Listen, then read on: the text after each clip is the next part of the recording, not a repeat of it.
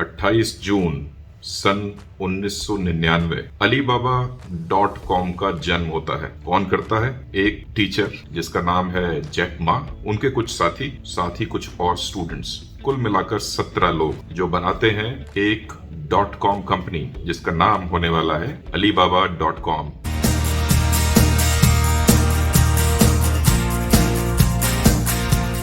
बहुत सारे लोगों के मन में ये सवाल भी आता है कि भाई Alibaba.com नाम कैसे पड़ गया? ये तो एक चाइनीज कंपनी है, वहां पे नाम तो कुछ और तरह के होते हैं, अलीबाबा कैसे?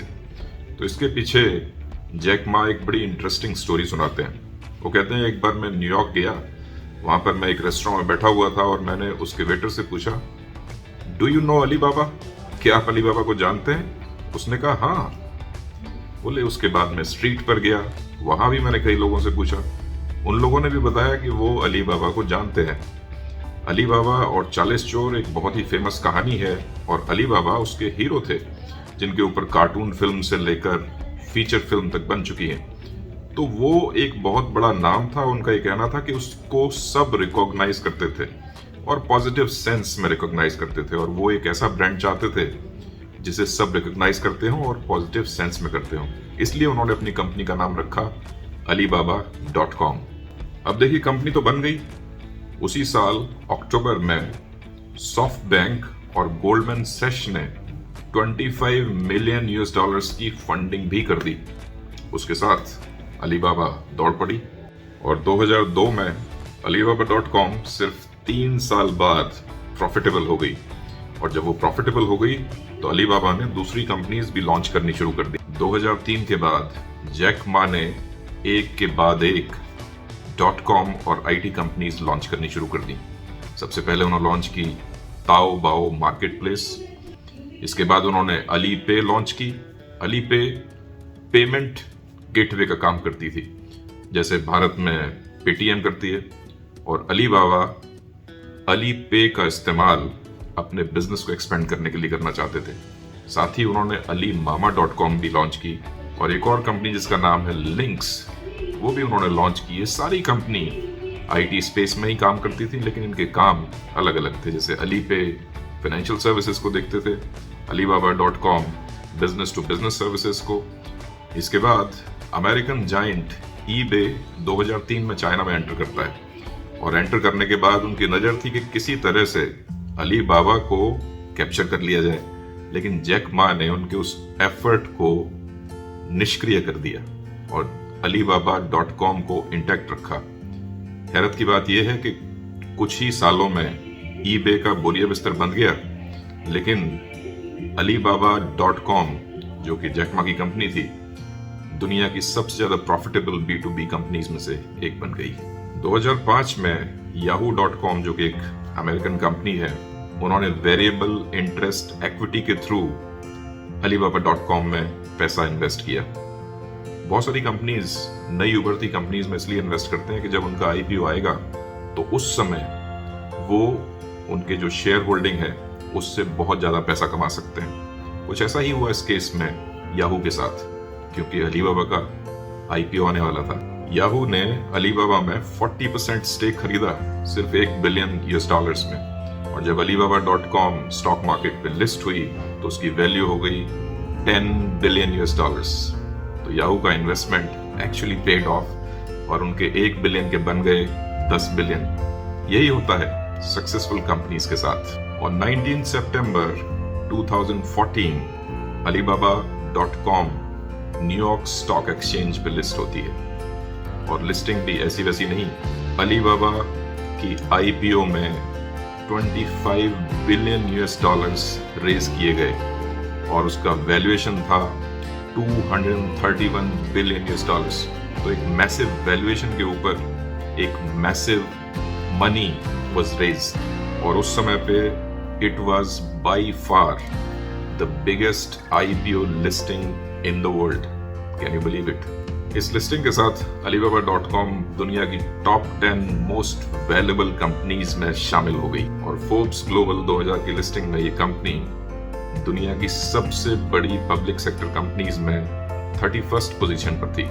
जनवरी 2018 को Alibaba.com ने वैल्यूएशन में 500 बिलियन यूएस डॉलर्स का मार्क भी क्रॉस कर दिया और एशिया की दूसरी कंपनी बन गए टेंसेंट के बाद, जिनका वैल्यूएशन 500 बिलियन से ज्यादा था। 2020 में अलीबाबा का ब्रांड वैल्यूएशन दुनिया में 6ठे नंबर पर था। दुनिया की 6ठी most valuable brand was alibaba.com। इसके साथ ही वो 2020 में ही दुनिया की 5वीं सबसे बड़ी आर्टिफिशियल इंटेलिजेंस कंपनी भी बन गए। तो वो आर्टिफिशियल इंटेलिजेंस में भी बहुत अच्छा काम कर रहे थे और मैसिव इन्वेस्टमेंट्स कर रहे थे, जिसकी वजह से चाइनीज, अगर आप बात करें आईटी इंडस्ट्री की, तो वहाँ पे एआई की जो डोमिनेंस है उसके पीछे एक बहुत बड़ा रोल alibaba.com का भी है। अलीबाबा आज के समय में दुनिया की सबसे बड़ी इन्वेस्टमेंट्स कंपनीज में से भी एक है और वो दुनिया भर के एंटरप्रेन्योर्स को जो स्टार्टअप्स खोलना चाहते हैं उन्हें फंड करते हैं। आंट ग्रुप इसकी ही एक सब्सिडरी है और आंट ग्रुप ने इंडिया में भी अच्छा खासा इन्वेस्टमेंट किया है। कई बड़े स्टार्टअप्स के साथ आंट ग्रुप जुड़ा रहा है। कुछ एग्जिट्स भी शायद आंट ग्रुप को मिले हैं रिसेंट टाइम्स में। Ant group as a matter of fact visa के बाद दुनिया की सबसे बड़ी फिनटेक कंपनी है। ये अपने आप में एक बहुत बड़ा अचीवमेंट भी है। आज की तारीख में alibaba.com दुनिया की सबसे बड़ी B2B कंपनी है। साथ ही C2C कंपनी भी है थ्रू ताओबाओ।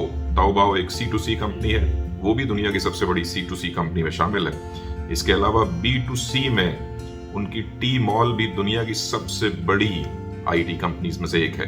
अब देखिए, चाइना अपने आप में एक बड़ा ही डिफिकल्ट सा इकोनॉमी भी है और पॉलिटिकली भी चाइना बहुत अलग है पूरी दुनिया से।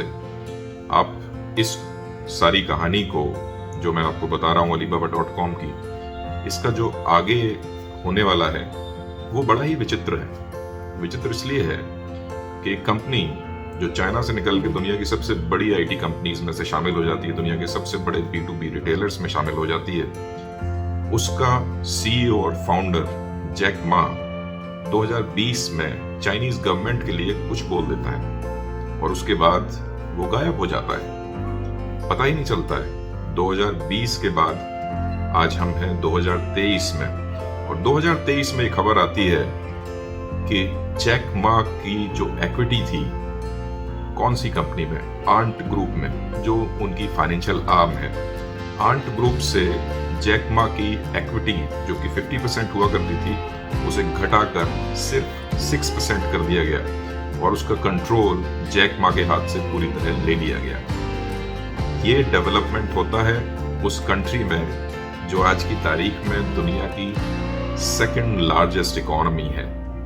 ये बहुत ही विचित्र सी बात है और ऐसा बहुत सारे देशों में नहीं होता, लेकिन वहां पे क्योंकि बड़ी क्लोज्ड इकोनॉमी है, बड़ी क्लोज्ड, पॉलिटिकली भी चाइना बहुत क्लोज्ड है और बहुत सारी खबरें बाहर नहीं जाती, तो जैक मा से रिलेटेड खबरें भी बाहर नहीं निकल पाई।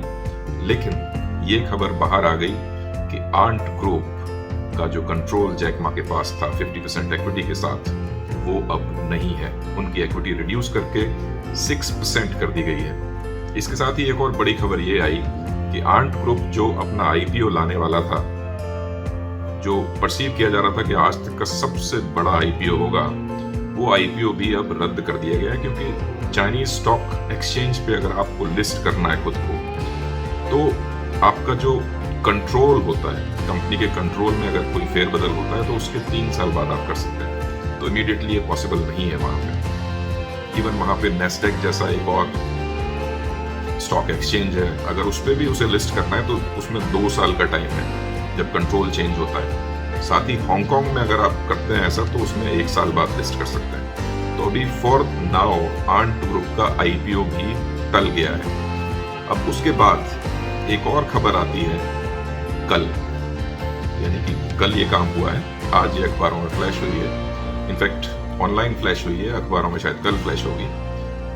तो इसमें ये बताया गया है कि अब alibaba.com ने चाइनीज गवर्नमेंट के साथ एक कॉन्ट्रैक्ट साइन किया है कि वो एक दूसरे के काम में दखलंदाजी नहीं देंगे और alibaba.com किसी तरह की बातें चाइनीज गवर्नमेंट के लिए नहीं बोलेगी। इस सारी बात का लबुलवाब ये है। तो कितनी क्लोज इकोनॉमी है चाइना, और एक ऐसा एंटरप्रेन्योर जिसने जीरो से दुनिया का सबसे बड़ा B2B रिटेल कंपनी खड़ी कर दी, उसके साथ ऐसा होता है। तो बहुत ही विचित्र सी बात है और बहुत ही अनफेयर सिस्टम है, मैं कहूंगा। और जैक मा अभी भी पता नहीं है जैक मा कहाँ पे है, क्या कर रहे हैं, nobody knows। one of the greatest entrepreneurs of modern times, पता नहीं कहाँ है। तो इस विचित्र बात के साथ मैं आज के वीडियो को खत्म करता हूँ। ये वीडियो मैंने बनाया सिर्फ इसीलिए था जिससे कि आपको ये आइडिया लगे कि जैक मा ने Alibaba.com जो कंपनी बनाई वो कितनी बड़ी कंपनी बनी, लेकिन उसे एक ऐसे स्टेट में, चाइना में, जो कि पॉलिटिकली बहुत ज्यादा क्लोज्ड है, इकोनॉमिकली बहुत ज्यादा क्लोज्ड है, वहां पे किस तरह से सप्रेस कर दिया जाता है, एंटरप्रेन्योर्स की आवाज को दबा दिया जाता है और ये बता दिया जाता है कि एंटरप्रेन्योर एक्चुअली कुछ भी नहीं है, उन्हें कभी भी उठाया जा सकता है, कभी भी गिराया जा सकता है। और बहुत सारी इकोनॉमीज में, बहुत सारे एंटरप्रेन्योर्स के साथ ये बात ट्रू है, अनलेस कि वो यूरोपियन या अमेरिकन इकोनॉमीज है।